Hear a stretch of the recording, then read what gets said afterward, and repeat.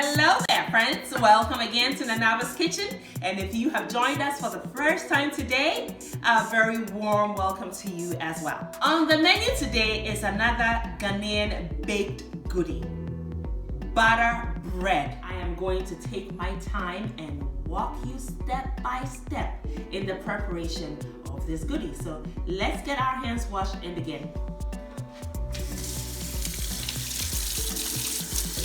Friends, the first thing we need to do is to finish sifting our flour here. This is all-purpose flour, which is the same as plain flour. And I have a total of 6 level cups of flour. Now we want to combine all of our dry ingredients. So our flour is nicely sifted here. I have salt, and this is a teaspoonful of salt. And here is a 1/4 cup of sugar. Now you want to whisk all of this together to get it well combined, and then you want to set it aside. And the next thing we're going to do is begin working on combining all of our ingredients. So we have 1.5 tablespoons of yeast.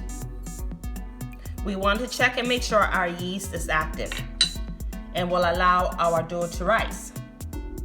So we're going to add 2 cups of whole milk in here.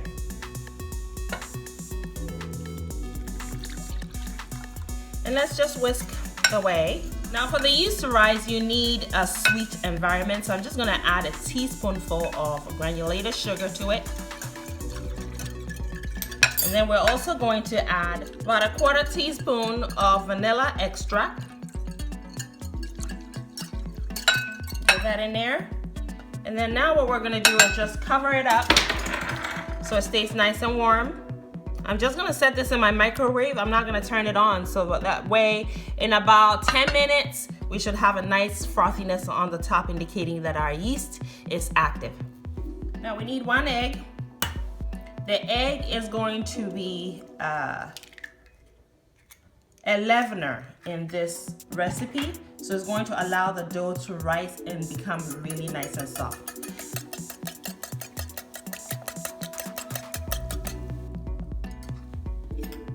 So we see our yeast is good and ready to go. So we're going to pour our yeast mixture in here, plus a cup of water, which is also at room temperature, including all of the wet ingredients we have used so far, which is very important to allow the yeast to work. And we're also going to add the egg. Okay, now we're going to add our butter. This is a stick of butter, which comes to about 1/4 cup of butter. Now I'm going to get in with my hands. My hands are clean. Let's just go ahead and mix away.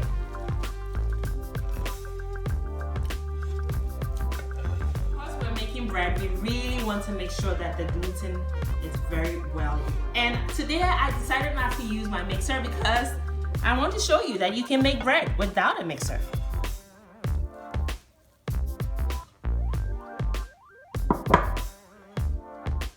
Now on our working surface, we want some flour. Be generous with it, because now we're going to knead the bread. Now you need about 1/4 cup of flour to knead the bread. So yeah, you pour all the mixture onto the floured surface and then you begin your kneading. Just as you can see me doing here. It is the kneading that's going to really bring the dough together and form that gluten, which is very necessary in this recipe. Now kneading requires pressing, pulling, stretching of the dough to develop that gluten, which should take about 10 to 15 minutes. And then you're going to place the dough into your bowl. The bowl needs to be greased. I use butter so that it doesn't stick as it rises. It takes about an hour for that to happen. Okay friends, so here is the baking pan we're going to bake our butter bread in. It has to have a lid that slides up just like this. And it's going to serve as a mold to attain that classic butter bread shape. I ordered this online on Amazon.com. And these holes in the bottom is just for ventilation during baking. So here we go. We're going to put some butter in here. And then we're going to also add some flour to it. You need to put some butter on the lid as well. Now we need some flour. Just make sure it is perfectly coated with the flour as well. Now coating with the butter and the flour ensures that the bread doesn't stick to the pan when it's done baking, and that it's able to come out fairly easily. Now 60 minutes later, our dough has doubled in size and we are ready to re-knead it. So remove it and add some flour to your surface and deflate the dough and knead it into the shape that is required, and you'll see what I mean as I go. So it's already been deflated. It's very nice and soft, easy to work with. So yeah, there you go. Now you're going to flatten the entire dough and you want a long rectangular shape. Okay, you're going to pull both ends and bring it into sort of the middle, and then pull the other sides from the top to the middle, and you're going to form a log. Okay, so like a log of wood. So yeah, once you get close to the other edge, you want to use your thumb to tack it in, and then use the heel of your palm to press down to form a seam, and then roll. You want the length of your dough to be as long as the pan it's going to bake in, and then you lay it in seam side down. Perfect, just like that. And then you're going to cover it, and then you're going to allow it to rise again in a warm place. I just placed it in my oven, and 30 minutes later, here you are. Now, keep in mind that if you live in a warmer climate, it won't take that long to rise again.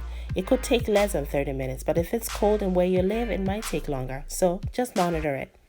We are baking at 325 degrees Fahrenheit for 1 hour, and voila, this is the outcome. Perfect butter bread. Now let's see what we did. See how easy it was to pull that bread out of the pan? That's exactly what we're going for. Exciting, isn't it? Yes, absolutely adorable. You have that pale golden color.